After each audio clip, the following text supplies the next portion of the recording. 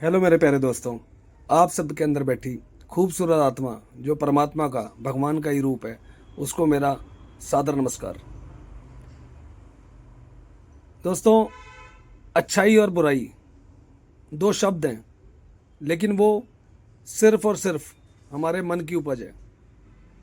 अगर मैं आपसे बात बोलूं तो थोड़ा आपको हैरानी होगी, लेकिन ये बात मैं आपको बता सकता हूं कि इस दुनिया में तीन इंसान ऐसे हैं जिनके अंदर कोई अब बुराई नहीं है। अच्छाई है या नहीं है वो मैं पता नहीं, लेकिन बुराई तो बिल्कुल भी नहीं है। अब उसको कोई बुरा बोल ही नहीं सकता। वो तीन इंसान कौन है, कभी आप गौर करना। पहला वो इंसान है जो अभी किसी माँ के गर्भ के अंदर पल रहा है। वो लड़का है, वो लड़की है, वो अलग बात है।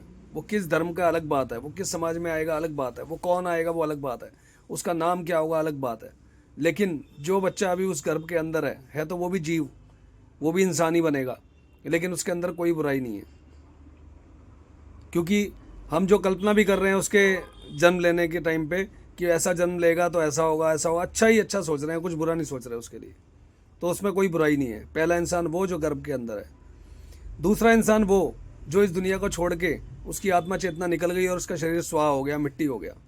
अब उसकी अच्छाइयाँ बुराइयाँ उसके साथ ही दफन हो गई, उसका नाम उसके साथ ही दफन हो गया। तो आज अगर आप बोलोगे उसके अंदर कोई बुराई है, क्योंकि वो इंसान ही नहीं है, तो उसमें बुराई कैसे होगी।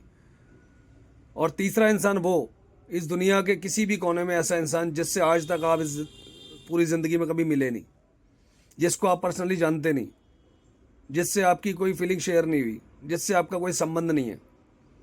तो इस दुनिया के अंदर दोस्त तीन ही इंसान ऐसे हैं जिसके अंदर कोई बुराई नहीं है। पहला इंसान जो अभी पैदा नहीं हुआ, दूसरा इंसान जो इस दुनिया को छोड़ के चला गया, और तीसरा वो इंसान इस दुनिया में ही है, अभी अभी इस दुनिया में जीवित है, लेकिन हमने कभी उसकी शक्ल ही नहीं देखी। हमारा उससे कोई रिश्ता ही नहीं है, हमारे उससे कोई संबंध ही नहीं है।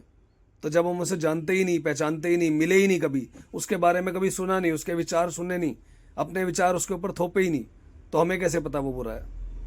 इसके अलावा इस पूरी सृष्टि के अंदर, पूरी दुनिया के अंदर जो इंसान पैदा हो गया है, वो अच्छाइयाँ बुराइयाँ दोनों उसमें दिखने लग जाती हैं।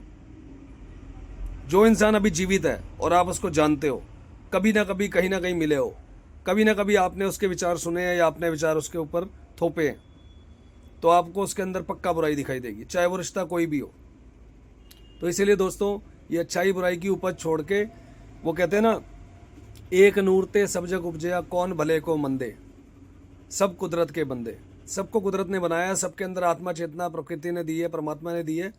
तो उस आत्मा चेतना को पहचानो, आत्मज्ञान को पहचानो, ना कि उस शरीर का उस नाम से, उस धर्म से, उस समाज से जोड़ के उसके अंदर अच्छाइयाँ बुराइयाँ ढूंढने में लगाओ। वो जो उसका जन्म है वो अपनी मर्जी से नहीं हुआ। वो जन्म जहाँ जैसा हो गया, उसके कर्म जैसे हो गए, उसके सब प्रारब्ध हैं। अगर आज वो अच्छा कर रहा है तो भी परमात्मा करा रहा है, अगर वो दुनिया की नज़र में बुरा बन रहा है तो भी परमात्मा ही करा रहा है। तो इस अच्छाई बुराई के चक्कर को छोड़ो, सिर्फ अपना जीवन अपने एंजॉय से जियो, अपना कर्म करते रहो, इच्छाएं रखो, लेकिन इच्छा में आसक्त मत हो। सामने वाले से उम्मीद ही मत करो कि वो आपके लिए जो आप उसको बोल रहे हो आपके मन की वो करेगा ही करेगा। आप उम्मीद यही करो कि मैं अपना कर्म कर सकता हूँ, मैं उसको बोल सकता हूँ, अगर वो मेरी बात माने तो अच्छी बात है, ना माने तो अच्छी बात है, क्योंकि उसका जीवन है, उसके कर्म सारे सब निर्धारित हैं, सब प्री प्लान्ड है, रोल प्ले है, वो निभा रहा है। तो इसीलिए दोस्तों, एक बार फिर आपके अंदर बैठी खूबसूरत आत्मा जो परमात्मा का ही स्वरूप है, उसको मेरा बारंबार नमस्कार, शत शत नमस्कार।